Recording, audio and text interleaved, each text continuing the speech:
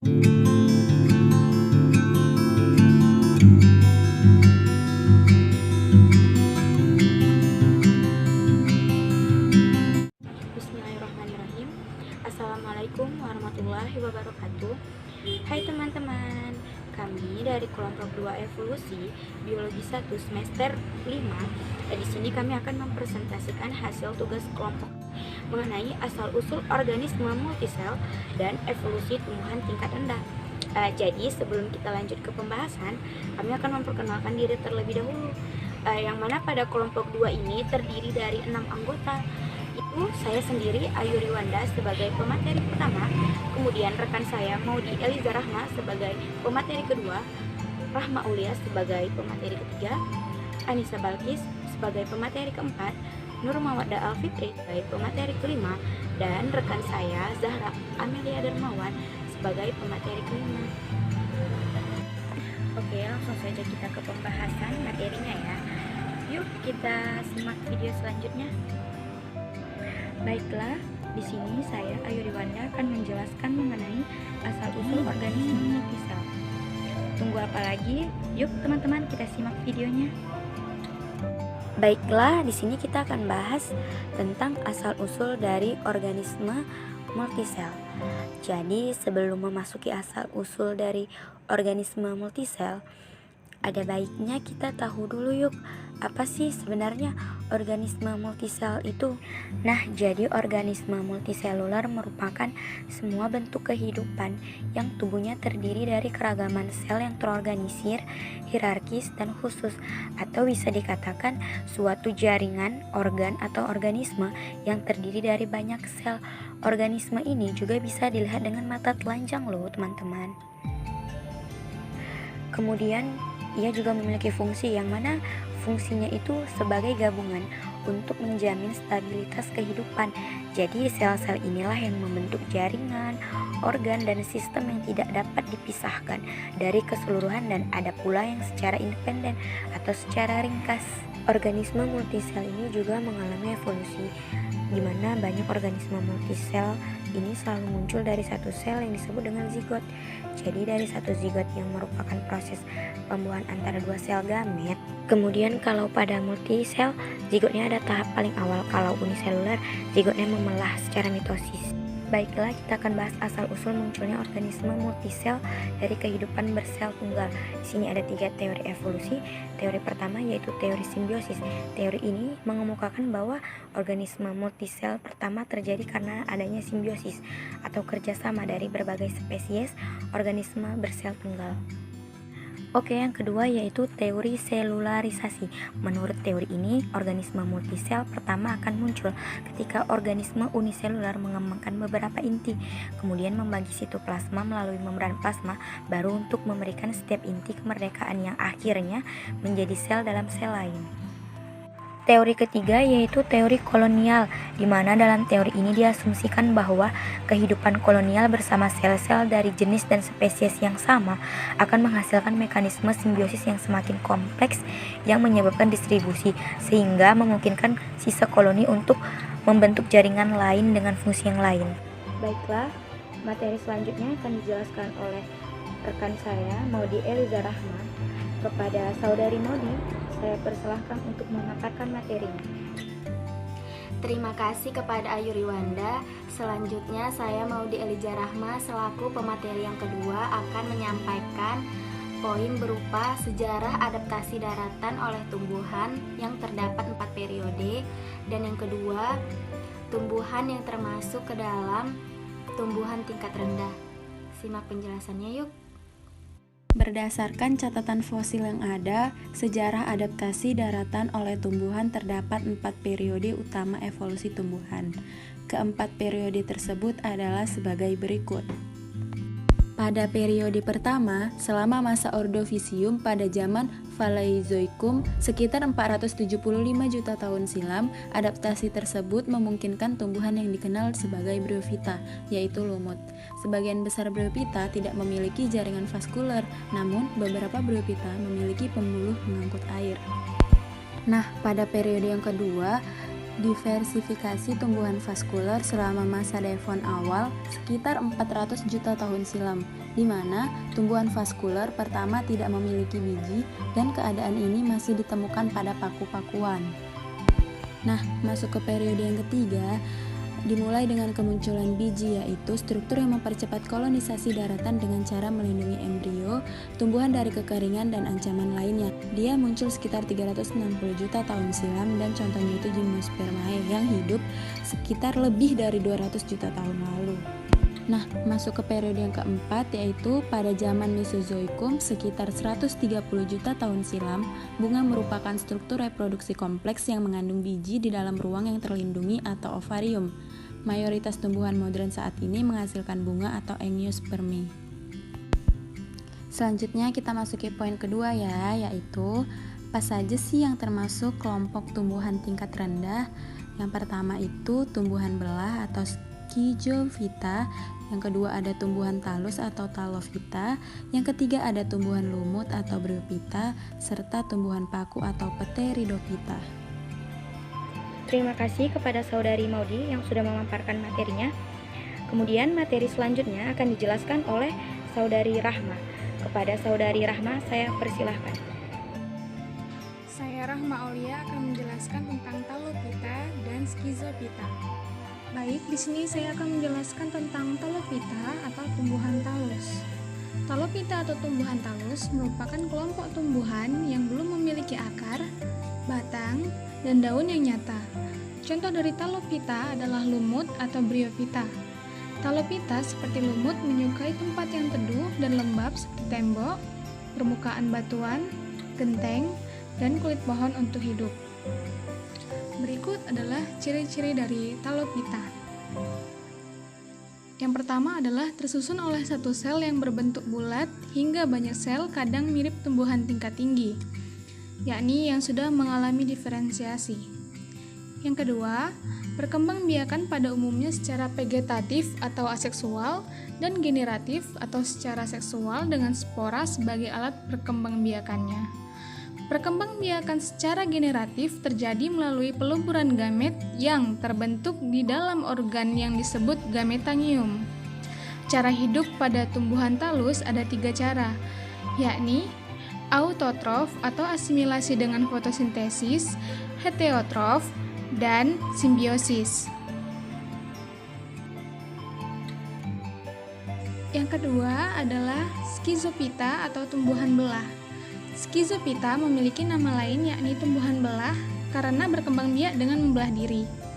Jika dilihat dari segi evolusi, Schizophyta merupakan kelompok tumbuhan yang paling tua dan paling primitif karena ada pada tingkat filogeni yang rendah, terdiri hanya dari satu sel, protoplasma belum terdiferensiasi dengan jelas, inti belum tampak nyata, dan memiliki perkembangan filogenetik yang paling rendah.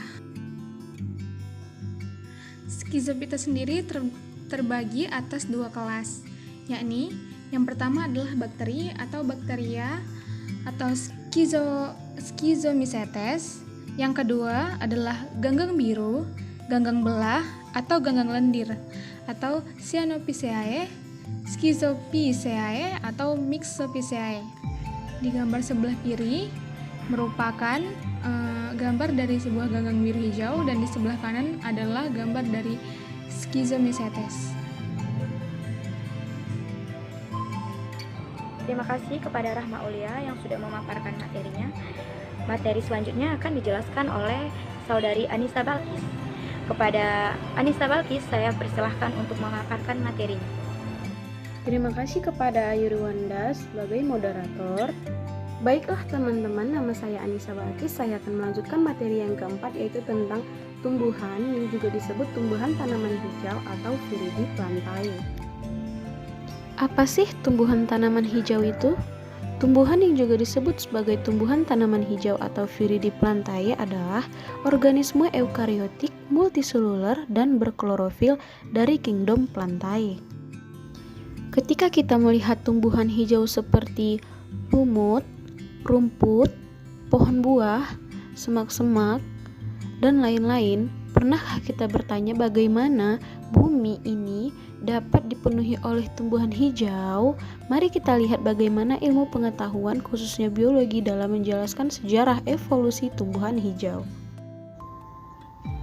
Revolusi filogenetik telah membuat pemahaman manusia akan tumbuhan hijau berubah.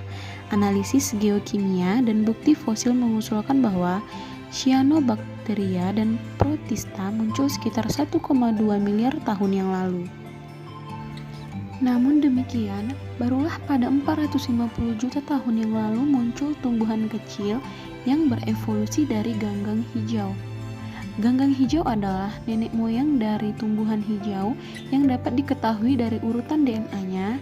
Akhirnya, 385 juta tahun yang lalu, pohon besar muncul dan menjadi hutan pertama. Tumbuhan darat adalah anggota dari Viridiplantae yang memperluas definisi lama dari tumbuhan dengan mengikut sertakan ganggang hijau akibat bukti-bukti tersebut. Sekarang, ada lebih dari 300.000 spesies tumbuhan atau jumlah pastinya sulit diketahui. Dulu, ganggang hijau yang hidup di air laut berevolusi untuk bisa berkembang pada air tawar.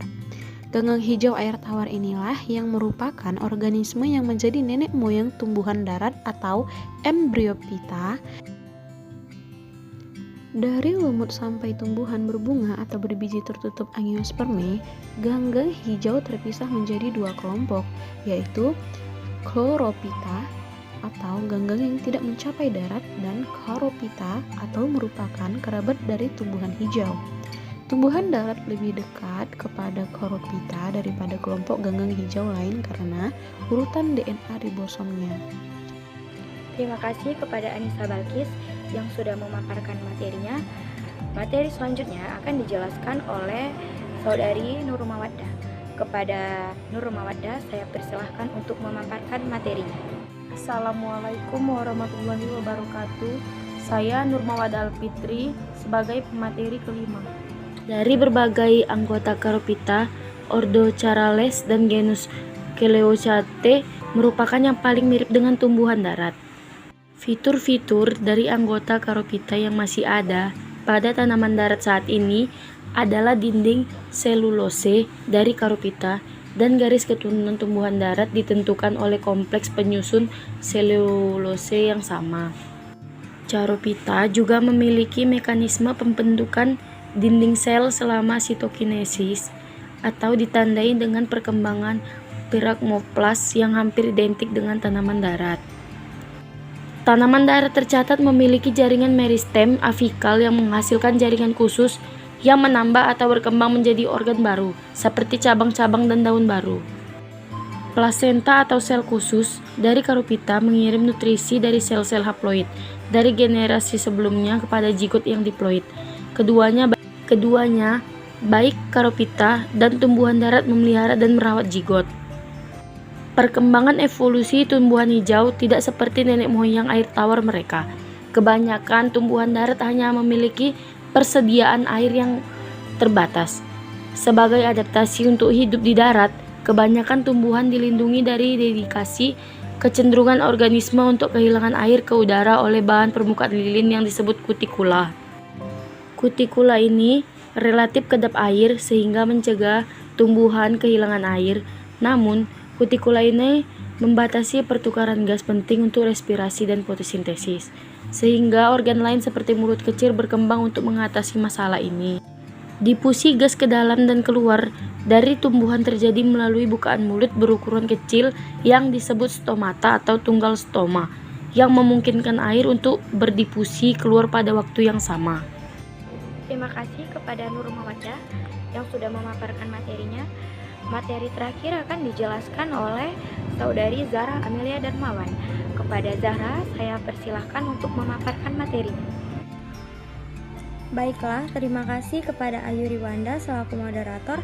Selanjutnya saya Zahra Amelia Darmawan sebagai pemateri terakhir akan menjelaskan mengenai mekanisme evolusi tumbuhan paku. Simak videonya yuk.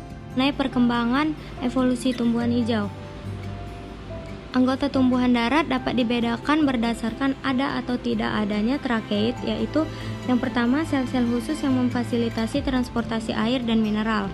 Yang kedua itu Tracheophyta memiliki trakeit dan telah berkembang menjadi sistem transportasi yang sangat efisien. Terbagi menjadi dua, yaitu xilem dan phloem.